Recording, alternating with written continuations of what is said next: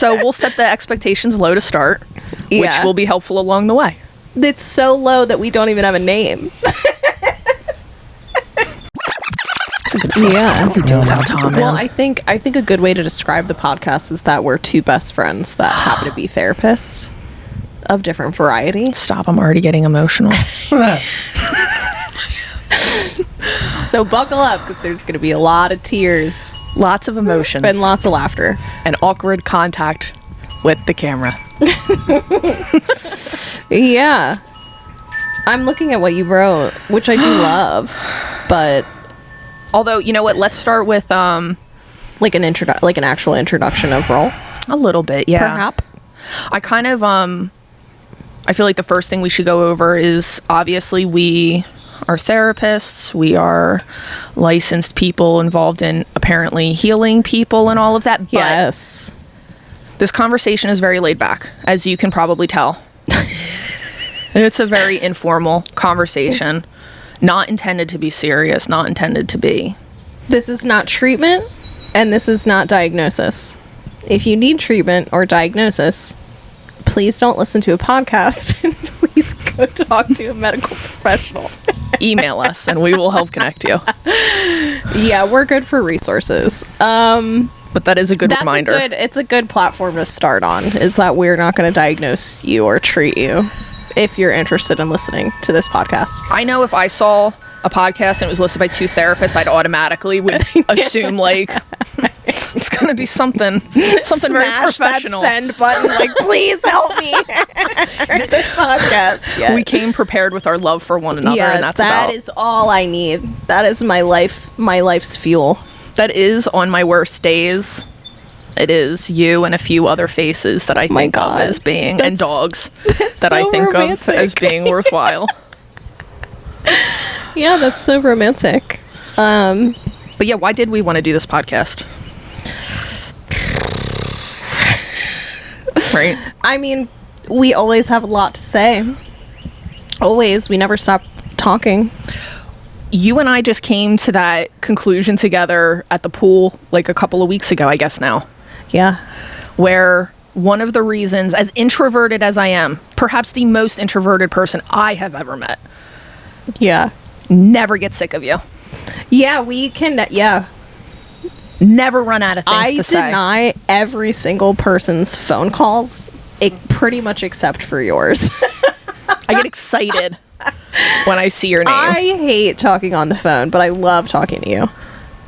Yeah. So we never run out of things to talk about. Never run out of things to talk about. Very lucky in that way. Yeah. And the thing that we pointed out the other day at the pool that was big for me is the reason that that's so easy. No shame, no judgment. We have talked about some wacky stuff. And I have never felt judgment. And then I realized that's why over our time together, I have gotten more and more comfortable, particularly me, because I can be a little slow to trust. Yeah. But I've gotten to the point where I feel happy to be around you always for extended periods of time. And it's because I never feel like whatever I think or I'm going through is going to be judged. So I never have to hide away from you. Yeah. That's such a good way to describe it. I can't believe I got through that without crying. I know. And I felt like we were making intense eye contact. And I was just like, one of us is going to crack. The levels of intimacy that we can reach. No, but I think that's a good point, because I don't think I've ever experienced friendship like that before. Like, not complete non-judgmental, unconditional support. And so I feel like if we can do that for each other, then we could teach other people or share that with other people. That brings me back. Oh, there's so many ideas I have about that, but that is so true in how relationships, how they feed back and bleed into everything. Because I am constantly referring to our friendship and the connections that we make and how that... Like as a... Like almost like the standard. It's like a comparison. Yes. You know what I mean? Yeah. Where I'm just like, oh, this is what friendship should be like. And I haven't experienced that before.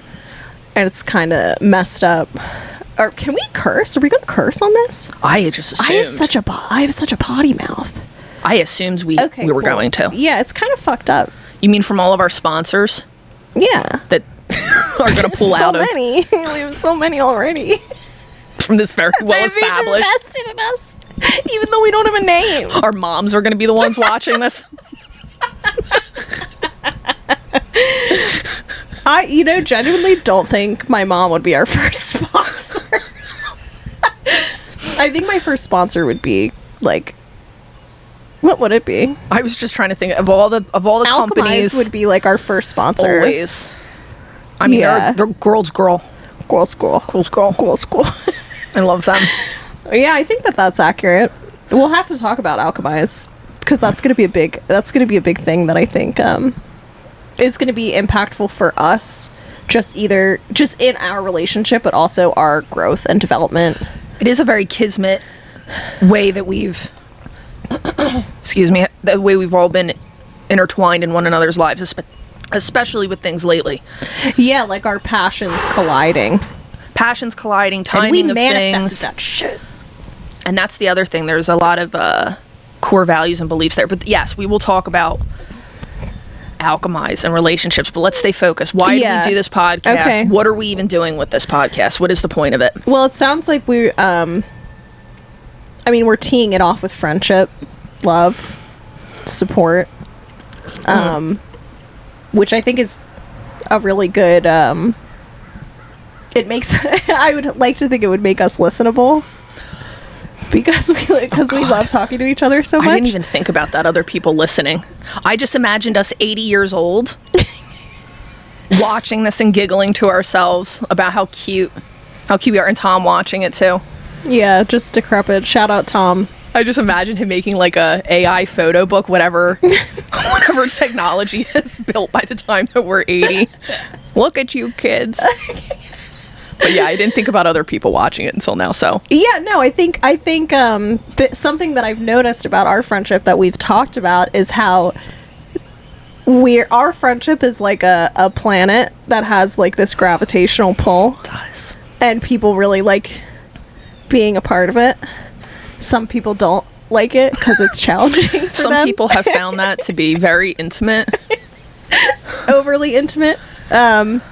Yeah, so I think the friendship piece is the core part of it, but I think we're both very smart people that like to talk about what we're passionate about. You just said that we're smart, and I thought about how one of our first things together was having caveman speech together, where if we had a good idea, we would go big smart. So Yeah, it's a testament to our that is. That was one of the first things when I was like, yeah, we're gonna be friends, because I just kept calling people big smart, and then you started calling people big smart while trying to learn jiu-jitsu and being 6 months in, so not at all smart. Yeah, just like big smart, but we pretended. Yeah. Yeah, so I think we have a lot to share.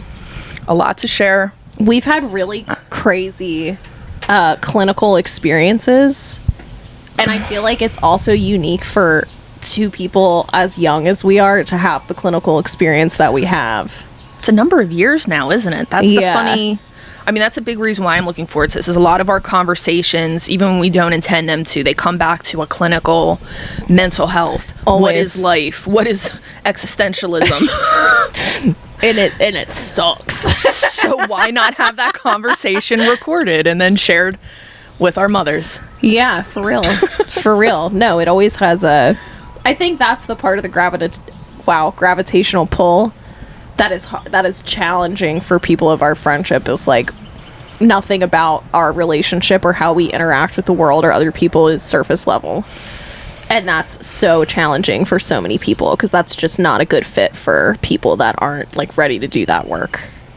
It's very true. It's so funny because I think of us as being so humorous. Like when I think of us first, it's laughing together, it's being humorous.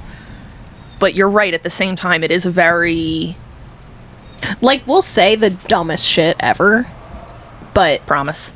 Yeah, but it's never surface level. And you know what another thing is that I know about you? I can't hide stuff with you. You're very perceptive. So, like, what am I... The reason I'm laughing is because one of Tom's favorite things to do is to watch me watch you. Because I'm like constantly perceiving you. And when we were in the pool and I could feel you, I was like, I know. I knew you were upset about something. And he like said something like, oh, she's gonna get up, and my head I broke my neck to see what you were up to. And I was like, I'm really upset right now, and she's also going to know I'm really upset right now. And you did. Yeah, you just needed to do your own thing. I'm very much like, are you like that too? Would you describe yourself as, how would they say that phrase? Like, quick to heat, quick to cool? We're losing you. Yeah, you have to hold the mic much closer to your mouth. Teach me how to podcast. Yeah, because you're like here. I'm gonna be here. God damn, I could never do like Miss America. They would never want us to do Miss America. It'd be funny. Wait, what were we saying? What was I saying? Something about the pool. Something about the pool. Oh, quick to heat, quick to cool. I've noticed that about myself over the past couple years, and I've tried to own that more of, don't be so afraid of my emotions. I tend to feel them pretty quick, pretty strong. But if I just sit with them for a minute, they'll likely pass, and I'll better know even what I need from it. I don't think I would describe myself like that at all. Actually. That's why I was wondering. I'm curious, Tom, do you think that about me? I don't think that at all.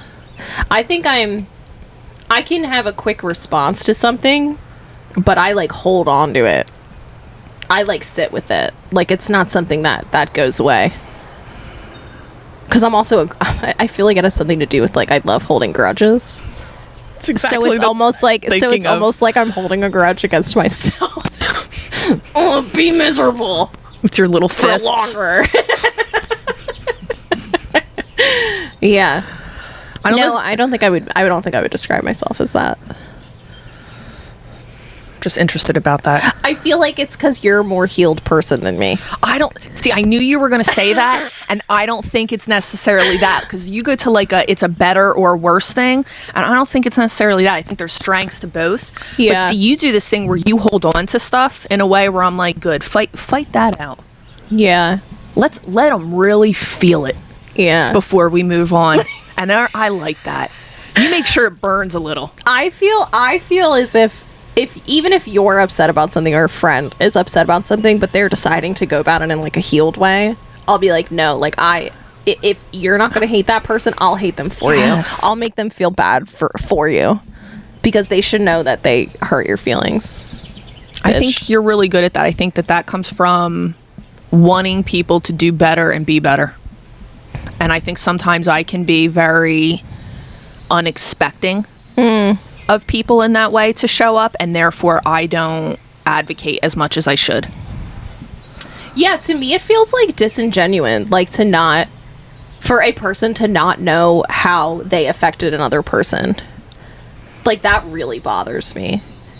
Everybody can deal with that response, like however you want to deal with, conflict, to a certain extent, but something is really bothersome to me about you experiencing a challenging feeling or not feeling good about yourself, and that person getting to like live completely independent of that impact. I don't like that. That bothers me. It's almost like if they're involved in it, like that other person has to know. Yeah, it's almost like accountability or responsibility. If you're going to be an asshole, you don't get to not know that you're an asshole. I think it's probably a good distinctor in more important relationships, or I always think of relationships in that pyramid, Maslow's hierarchy of needs. Yes. You're used to me doing this all the time, but I always relate that back to friendships in that way. Like you have your soul people, your chosen family, those people that you need. There's other people you might have a lot of involvement in, and those people that are like even in the peripheral or even in your past or not very involved in life, and they're all so important, but who were your top? And questions like that I think make you really figure out who your top people are going to be. Well, and I think you bring up the point of like something I could see as like a benefit, but also a contrasting point is, is that person worth the energy of like the energy expenditure, right? So it's like if I feel a type of way about how somebody treated you, but they're a periphery friend, whatever. Like, is it worthwhile harboring the feeling or engaging in the action or whatever it is? So I see that in myself of like, yes, I know this is a thing that I do, but the energy can be maybe misutilized. How so? Because if it's a periphery person, like, why does it matter anyway? You know? Yeah. And then I'm like, why am I having such a hard time with this? See, this is the give and take of our thing. Like, I have a hard time holding people more that I should, perhaps. Right. And then you have a hard time letting it go when perhaps it's not a relationship that is worthy. Correct. Of that correction and energy. Correct. Which is why I think we even each other out. We do even it. I was worried about my depth perception. I was like, oh my god, that's so funny. Yeah, wow. So that's why we're doing this. So deep, so fast. And I knew that was gonna happen. We're just so cute, so amazing. Our real conversations. Sorry, Tom. Here You goes can the edit out ASMR. the mouth sounds I just made. If there's a random gap in the video, it's because Tom raged at the ASMR sounds and he just cut the whole clip out. Kelsey likes to make ASMR sounds when cute things happen. Okay, so I mean, like, we talked about, and we're gonna keep talking about it. What is That's the a basis? threat right there. Yeah, we're gonna keep talking about it, whether you like it or not. Gonna keep talking about it. But we talked about, like, this is what this means for us from a personal standpoint, but then it also, we have to tie in the part of who are we, what do we do clinically. So, well, do we go there? Yeah, I mean, as you say that, the reason that I wanted to do this is because it seems and feels very vulnerable to me. Oh. Are we okay, Tom? Yeah. All right, just we're making readjusting. Sure. It feels like, I mean, I can do this with you, but to have it recorded, to be cognizant of that feels very vulnerable. I'm used to being the listener. Yeah. You know, which doesn't mean I'm not involved, but it's different. Somebody else is coming to me. I'm walking with them. Yeah. This is much more about, what do I think? What do I feel? What are my experiences within this? And sharing that with you, one of my most trusted people, and then everybody else. Yeah, other people. Yeah. So. Wow. I honestly, now that you say that, it is actually quite vulnerable. Yeah. That's what I feel about it. Yeah, because I also think too, it's like the inherent worry of what I say coming across the wrong way. It's something to especially embrace. Being a clinical, like a clinician. The pressure. Yeah, there's a nerve-wracking component of doing something like this where, you know, you're speaking freely and you're operating less in a role of like, this is who I am to you. But this is like who I am as a person, right? In addition to. That is the very vulnerable aspect of it. Like, here's another side of me, and it's a very uncontrolled, sheer, organic, and you might not like all this side. What was that? Raw. You had so much fun when you said that. I liked it. I'll do it again, probably.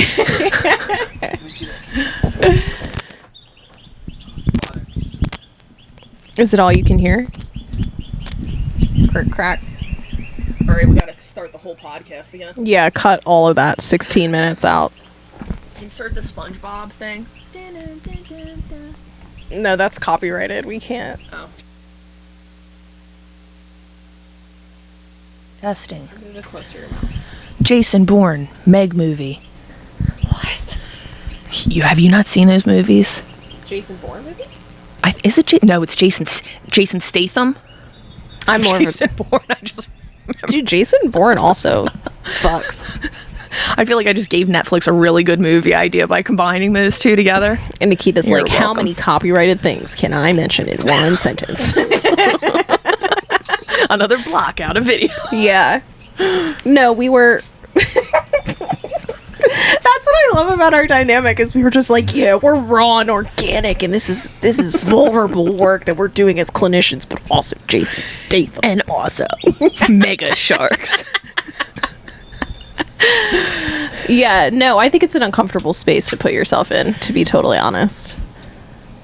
Yeah. To speak freely like this. I mean, we started open the private practice a year ago. Yeah. Slowly building up since then. And I know one thing it's made me do is think about who am I as a person, as a clinician, what sets me apart or is my thing compared to all of the other people that are out there trying to do this as well, trying to be that role. And then how do I share that? Yeah. With other people? How do I let them know who I am so that way they can figure out, does that feel right for them? Yeah, like why would you pick me as opposed to literally any other, you could go on BetterHelp, get your data stolen, and find any therapist that you could find, want. But why would you pick us or her or me? But what's interesting, I like that you brought up that point, because something that I'm always fighting in my head. I want to be my authentic self as a therapist, and I think that's why I work so well with the families that I work with. But at the same time, like, all of my training and things that people talk about, like operating in a clinical space, is like, be professional, be this, be fit in this box. Oh yeah. And I'm kind of always fighting with myself of like, how authentic can I be? Like, how much of myself can I share with you? That's really what that means, right? When we say authentic, how much do I share? How much of myself do I give? Yeah. But I think that that's why people like me, because I'm not the type of therapist that's going to be the one that's like not going to curse when something really sucks, or not, or like not talk about my dog when he does something really cute in the background, or like maybe I might want to eat during a session because I'm like really hungry and like I ask their permission, stuff like that. They're like, when you go to school, they're like, these are all your expectations as a clinician, and you should be neutral, and you shouldn't have any big responses to the things that people are telling you. It's just not realistic. No, and it's not authentic. It's disingenuous. No, and that's a good point, because in thinking about how do I want people to get to know me, how do we let that happen for both of us, it feels like the only way to do that is to let them know actual aspects of our life, our thoughts, our opinions. Yeah. And we are so much training around being a therapist, a counselor. Behavioral analysis is all about, you are just a professional. You are an educated and informed tool, and you should present that way. Yeah. And there's like who doesn't want an authority figure to go to? Yeah. Do you have something figured out that you can tell me? Yeah, I feel like, do you get a lot of people coming into your sessions, especially because you do a lot of like marriage counseling, where you're like, people are coming to you and be like, tell me what I should do? In marriage, it's tell my partner what to do, because this is everything that they do wrong. Yeah. And it's always, if I have somebody in a couple session and that's how they start, I go, oh, you're the one I'm going to be focused on. You're the problem. Always. No, but it's funny because I will bring up that topic of like my friends, experiencing something and being like, hey, you should talk to a therapist about this. And so much of the response that I've gotten is just like, yeah, I really need a therapist to like tell me what to do. Like, tell me if I'm making a good decision or not. So that brings us, because I know we had that listed as one of the questions. What do we do? What even is therapy? Because you're so right. When people talk about therapy, everybody has such a different definition. Yeah, so true. Of what that means, what that looks like, what that's supposed to be, and then even their experiences with it. Oh my God. Yeah. Who is that girl? Remember we talked to that girl down the beach? Yes. Who got a therapist on BetterHelp, and what did she say he did? That he was like walking on his treadmill or something? Walking on his treadmill, and he ate a bowl of spaghetti and meatballs, which of like all the things, it's like he specifically chose one of the most awkward, like maybe a corn of cob. A corn of cob. Cob of corn. Is that a real word? I'm already wheezing laughter. Tears are already ASMR. streaming I out think of we my just face. got an episode title. Corn of cob. Oh my god, that was so funny. No, I mean, I think if we were to let's think about all the worst foods you could eat during a therapy session. The horror stories I have heard. This spaghetti and meatballs is like, that's pretty bad. I mean, needing to eat. Like, I mean, we all need to eat, but I'll do like a little fruit. I'll do like pop a berry in my mouth. and she made it sound like that was when she met him. Like, hi, I'm so and so. I'm your therapist. By the way, Shoveling pasta in his what do you feel of gluten and meatballs? But it also, like, she also didn't give me the vibe that he was, and this might be my brain, like, reaching far, because I was like, this is appalling At all behavior. helpful? Well, one, it's not helpful, but two, I'm like, was he walking on a treadmill in a public space? Like, where are you walking on this treadmill, sir? I'm sure you probably have one in your I don't house. know. As we're talking about it, I'm becoming impressed. Is he walking on a treadmill, eating a bowl of pasta and meatballs, and being a therapist at the same time? Maybe he's got life figured out. And we're just We're the schmucks. we're maybe we're the schmucks. Shit. That's what. That's Damn. It would be a male therapist. better help. That could be a whole episode just in and of itself. Or a segment. Why BetterHelp sucks. We will have to do that. Collect responses from people of About their their best BetterHelp experiences. and their worst therapy sure. experiences, because we will definitely get a number Yeah. of I've heard great things about BetterHelp, especially from therapists that are like part-time, like doing other Yes. stuff, figuring other stuff Yes. out. But some of the worst stories I have also heard have come Yeah, from. I've heard some actually genuinely, truly concerning things safety-wise, sexual harassment-wise. Makes you afraid of the world that's in front of you. Wise. Yeah, I mean, but that's just kind of like an everyday, like as soon as I wake up and my eyes open and my brain starts working. I'm Fear. like, oh my god, existential dread. This is all horrible. It's so real. Wow, I can't believe I have to do this again. Oh, too bad you're not stupid. Yeah, honestly, yeah. That's what they say, right? It's your intelligence level is what determines the span and range of your depression. Yeah, it fucking sucks. I was just talking with Polo about this the other day. I love that, man. He was just like, yeah, like really smart people always have depression and anxiety.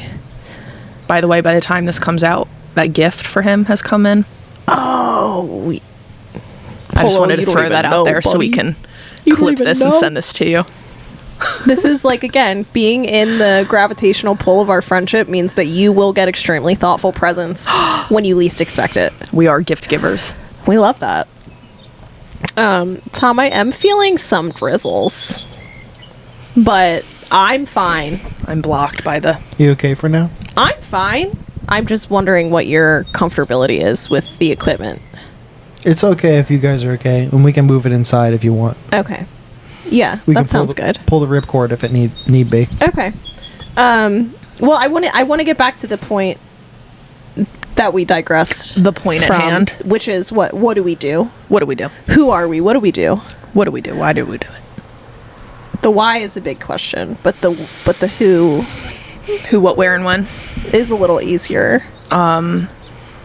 Yeah, because that brings up that whole question of, again, like, what is therapy? Why do you even? But let's keep it like a resume for the very Yeah. beginning. We'll start generic. I like the idea of a resume because I also feel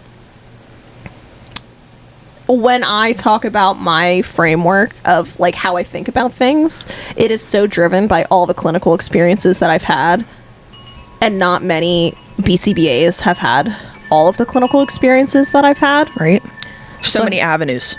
Yeah, so I do feel like the resume is a good place to start. Do you want to go first? Yeah, Miss Ma'am? Give us your all the letters at the end of your name.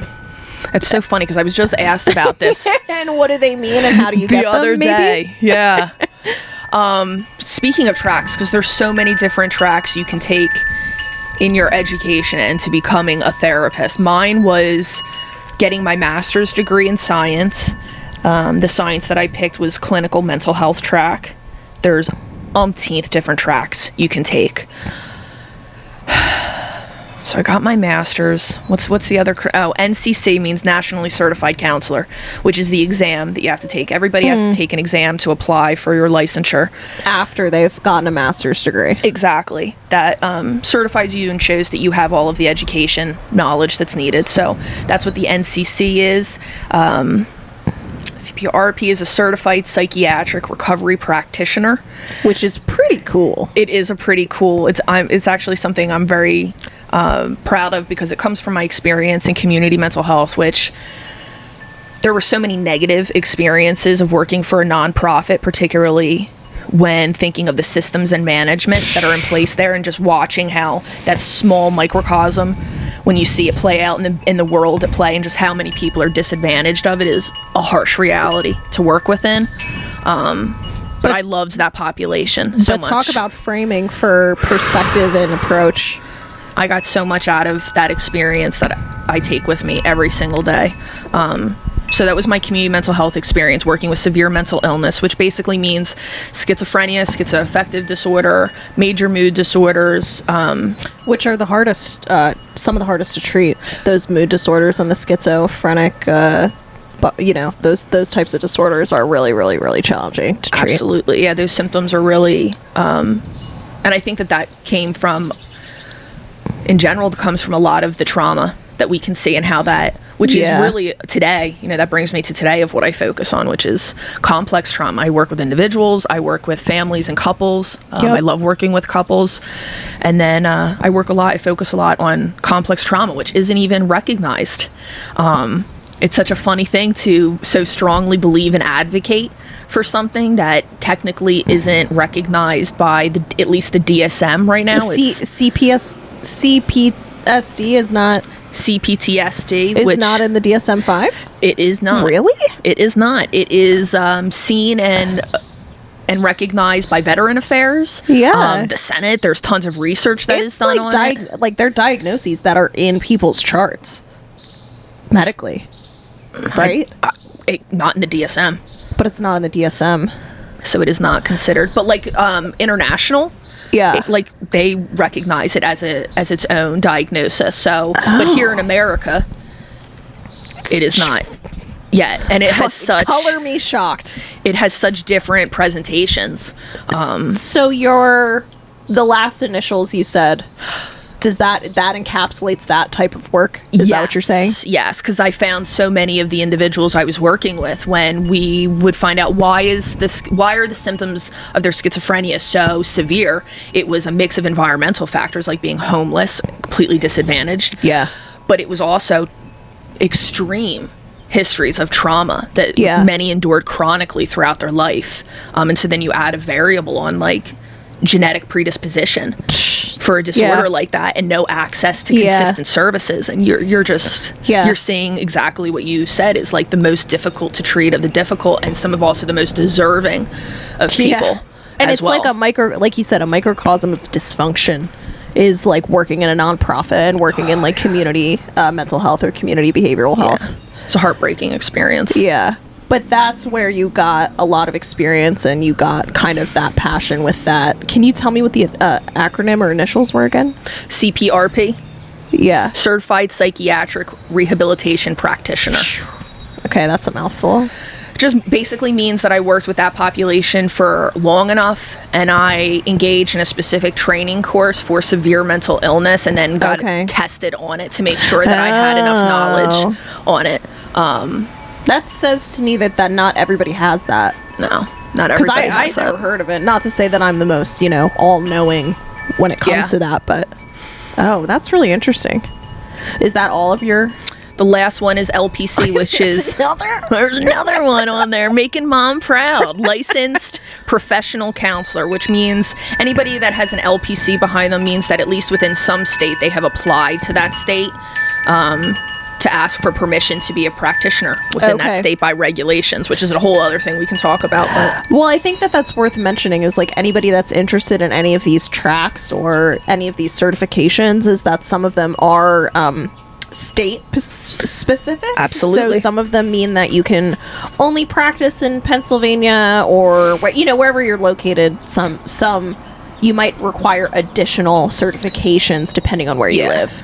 That should be a whole episode in itself, to be honest, that we should talk about. I think that talking about certifications is really, it's really important, because I think also a lot of people that are like in this lived experience where they're like, I really want to do this thing, I'm actively pursuing it, you know, and then I can't tell you how many people I've supervised that like told me, oh yeah, you know, I did this for a year, but my supervisor didn't do X, Y, and Z, and my hours didn't count. Or like, I've been working at this place and they told me that I, you know, like, there's all these kind of crazy things where I like sit there and I'm just like, okay, so that's not how that's supposed to go at all, and you need to do X, Y, and Z, and you don't know that till you actually have contact with somebody who's done it before. Exactly. Yeah. Okay, so you have all these lovely certifications, and it means that you basically, to summarize, specialize in treating people with complex trauma. It sounded like, and I know this about you, passionate about like family and marriage counseling. I do. I really love working with families, couples. Yeah. People. You love the people. I do. And I love the complexities of that, of relationships, and there's so much about our purpose and reasons for being here. At the end of the day, that I think that's what led me ultimately into relationships. Once you treat and you go into the trauma, it always leads people back to, how do I reconnect? And what's the purpose of reconnecting? Mm-hmm. And so I love working right in the middle of that and seeing that happen, those moments where people are like, that was healing to me. Like, that's the reason why I fight for another day, or even endure this conflict between us and the complexities. So it's been very full circle. It's been very full circle, my education. Full living wellness. Oh my goodness. All right, enough about me. She's crying. And enough about me. What about you? Well, I don't have as many letters behind my name, so I don't feel as cool as you. You have such a different track, too. A completely different track. So not a licensed professional counselor at all. I'm a board certified behavior analyst. So that stands, BCBA is the typical term. Which I feel like people probably hear a lot on social media and stuff now. Oh yeah, especially as there's been this emergence of like self-diagnosing autism or neurodivergence that has been happening, and so I think it's easy to like go on TikTok and be like, what is autism? And then what comes up is what is applied behavior analysis? What is ABA? And then the next thing that comes up is why ABA is harmful for autistic people. Right, because your field is the first thing that's recommended it is. Within treatment. So there is a lot of controversy over, especially when it comes, well, you tell me about this. I get the image that there's controversy regarding treating children.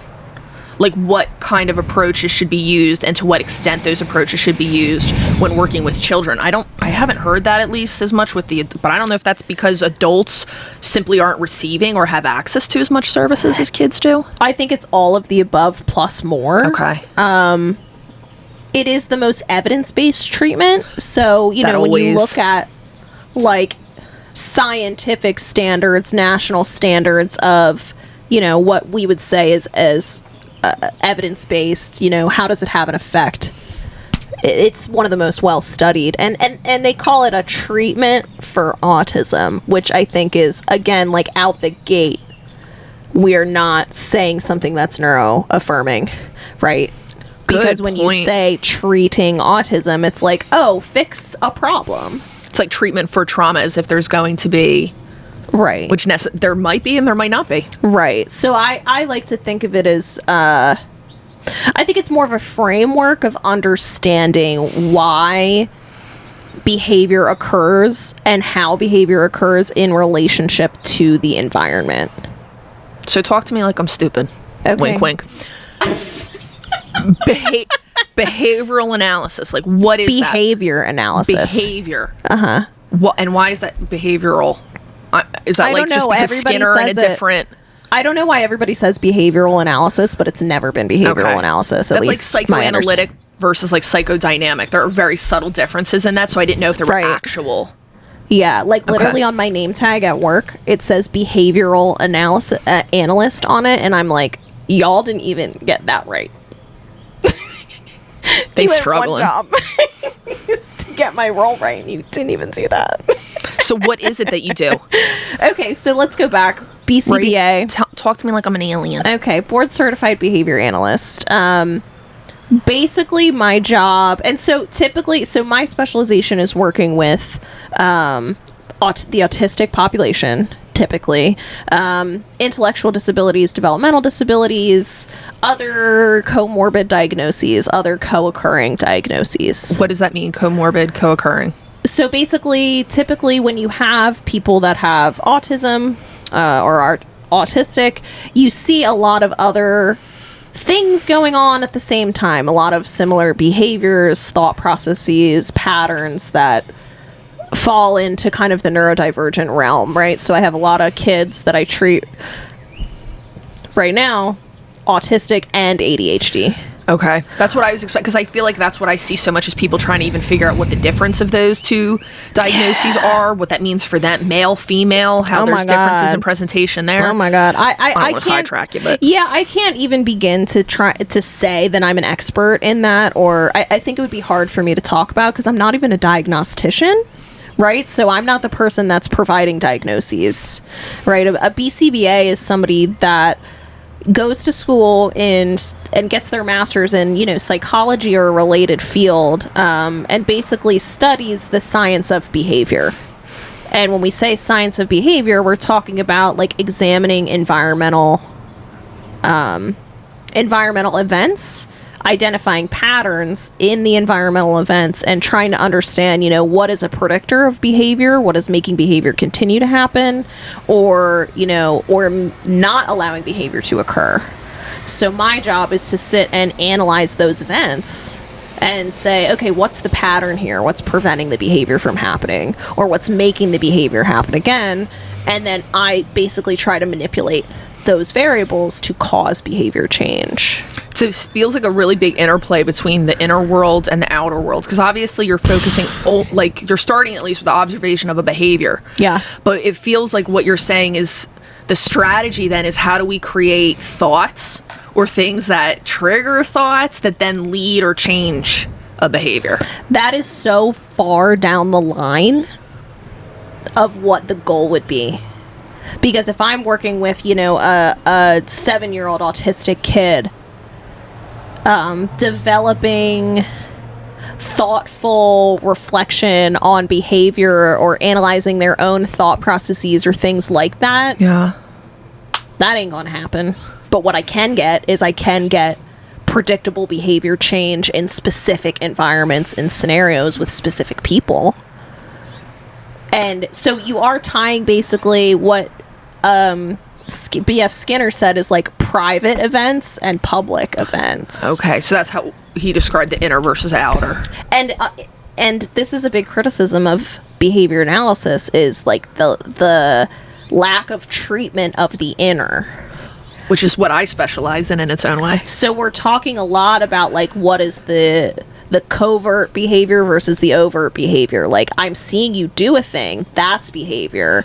But when you're doing that thing and you're thinking about something, is that behavior? So interesting. But now a lot of BCBAs and that are learning more about different fields and absorbing different practices into behavior analytic treatment are more targeting those private events now. I love that we're interconnecting more. Yeah. Because that feels like that's the only way to actually, we're all talking about the same things. We're all having the same experiences. Yeah. But if we don't talk about it, that's what drives me crazy about approaches, is every approach calls things that we see as clinicians. We all see it, but they just call it different stuff. Yeah, and it's funny. We sit and we have conversations all the time where I'm like, this is what I would call this, and this is how I go about it. And then you're like, actually, so-and-so calls it this, and I read this book. And I'm just like, shit, that's been around for that long? Right? Why didn't I just learn about that? And then what would happen if we all had that scaffolding? I think it's divisive for a lot of things. It's very competitive. Yeah, and you can pigeonhole yourself into one approach. And I think, again, that's Totally. like a big criticism of behavior analysis is like, okay, like historically we've always recommended like this is the approach, nothing else. And we historically haven't worked well with other professionals that work with the kids that we work with. And historically, we've had harmful practices that are not great for neurodivergent people. So there's all these things about behavior analysis that are challenging, hard to explain, hard to Ego-driven. understand. And then when you get people with new diagnoses or they're trying to learn more about treatment for their child and you Google what ABA is, and the first thing that pops up is like ABA abuses autistic people. Yeah. It's like, yeah, maybe I don't want to do that. And so then I'm here being like, hey, actually we can do it. We can do it in a way that's neuroaffirming. And like helping them be the person that they want to be, because it's not about me. But it is historically very ego driven.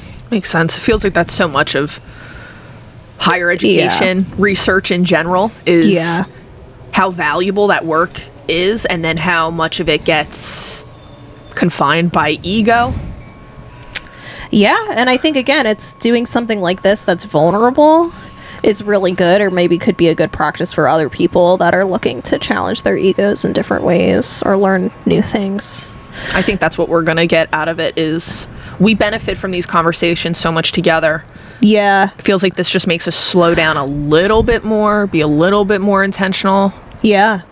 Yeah, well, and I think so, like, when I can tell you what the acronym is, right? Like, I can say BCBA, I can talk about, like, the science of behavior analysis, but that also doesn't encompass, like, what my lived experiences are as the clinician. Especially your experience leading up. You've had some really difficult career experiences building up to what you are now. Yeah. I went and I got my master's degree in behavior analysis, which I think was really formative for me, because not everybody gets to go through a program that is like 100% Specific. ABA track focused. Totally. And it was in a practitioner lab, so we were not very research based. We were very much like, you know, we have all these autistic kids on waiting lists, and all we give a crap about is providing services to those kids. So, you know, I went through that program. So all of my training and specialization was like early intervention with autism. So like 2 to 5 year olds, varying levels of, you know, skills and strengths and things like that. And then I graduated, and then it's similar to you. I worked in, I don't want to call it, it wasn't community behavioral health, but I was working in a residential facility with very acute, severe behaviors. So one step down from hospitalization type challenges. So that was really formative for me, because I was doing a lot of behavior management, crisis intervention. So I felt like I was less in the analytic brain. Yes. And more in the reactive, responsive brain. You had to go right into action in those situations and Fight or flight, 7 hours a day, 7.5 hours a day. Like just basically getting assaulted 7 hours a day.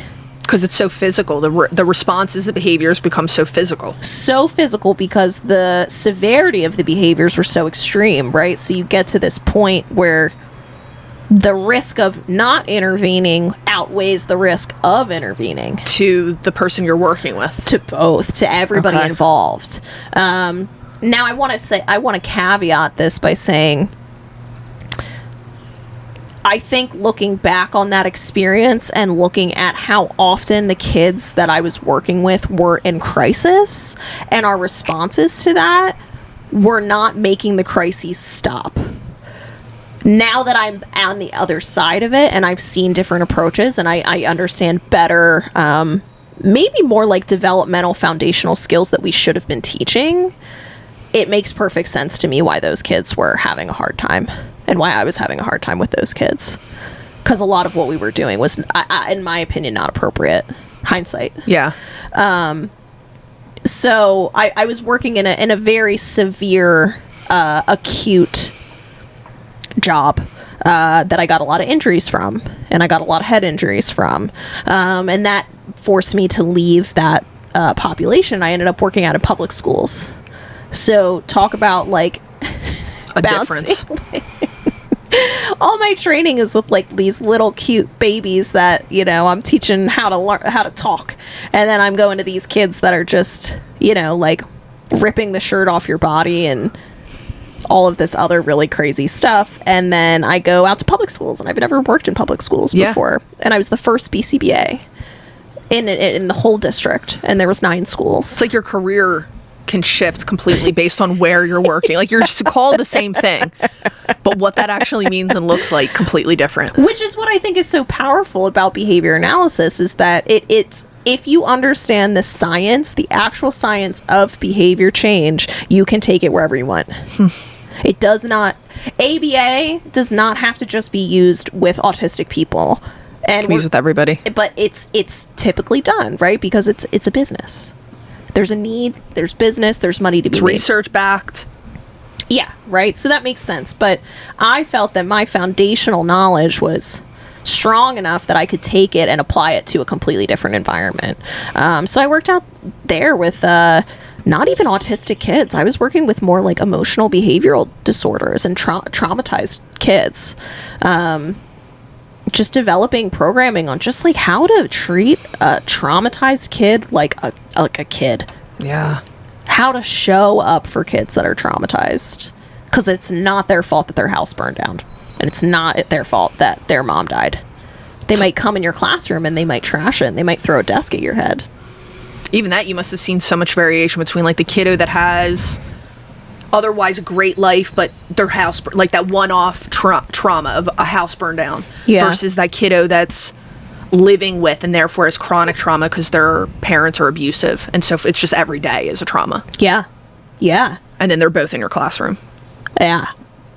And then there's 10 more of them.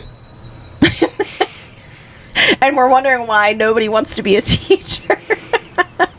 But again, you know, when we are providing services to the most needy population, right? So when we're providing services to the people that need it most and deserve it most, we're then forcing the people that are typically working in those environments to adapt and change and use a different approach. And that's why I had a job, is because the school district was like, hey, we have a lot of kids that are having a hard time, and we're losing teachers and we're losing staff, and we're sending these kids out of district. And so I'm sure that led to you getting burned out. Yeah, so I did a lot of behavior management there too. When I walked in, I was just like, oh my God, this is a cakewalk. I love this. These kids aren't big. They're not 21. They're not 250 pounds. I can do this. Until you got into it. Until I realized we were the first line of defense. And if that kid is like is going to run across the highway, guess who's chasing him? Me. That stuff sucks, especially when you're the only BCBA. So I did that. And I did that for a couple years. And then I worked in your typical like ABA clinic. As like so mostly treating autistic kids, you know, insurance, Medicaid. So families coming in for that quote, like probably getting a diagnosis of some kind and then coming in for... They already have the diagnosis, and then they come to us and you know, the doctor says, you need ABA and you need this many hours. We're the ones that provide it. Wow. And so I was doing that, and I feel like I could crack that chestnut open another time about what it looks like to work in an ABA clinic. Yes. Nowadays, because I complain about that constantly. So I worked there, and that was good for my like supervision experience, I think. Was not seeing as complex diagnoses or behaviors. There was no behavior management there at all, which was nice for my brain and my body. But I didn't like the practices. So I left that, and now I'm in an outpatient hospital. Where do you feel like you're at with your identity, what you're learning, what you want to be doing? This is going to have to be the last thing we say before we take a break. I only have 4 minutes to do it. I don't know if I'm going to be able to do it. Maybe not cover everything, but the first not thing. Everything, but I think it's just led me to a place where I very firmly believe in having a strong foundational knowledge of the science or the practice that you are utilizing. And it makes me feel very passionate about high quality services, and that the traditional services that people are looking for, it doesn't have to fit that mold. So you can do things like telehealth training and parent training and have a really big impact and still help teach meaningful skills. So a lot of things that I'm really passionate about right now is working with families, working with parents, still helping with the severe behavior disorders, because I get that, and I've done it, and a lot of BCBAs have done it. But this feels like you're taking almost a little bit of the wisdom from all of these experiences, and now you're going, I'm going to take the good, what I know was effective and what worked, and I'm going to make that my own thing. Yeah. I'm going to put my own flavor on it. Boink. Boink. Proud of you. I just love that we can ricochet between extremely serious and extremely stupid. I think that's what I'm focusing on most in my own emotional journey, is not to be afraid of emotions, that I can feel very powerful, strong things. Yeah. And I don't have to hold on to it or worry about feeling it. It can come and it can go, and then the next minute I can be talking about your colon. Talking about my colon if Period. I need to. Period. Should we take a break? Let's take a break. Let's take a break.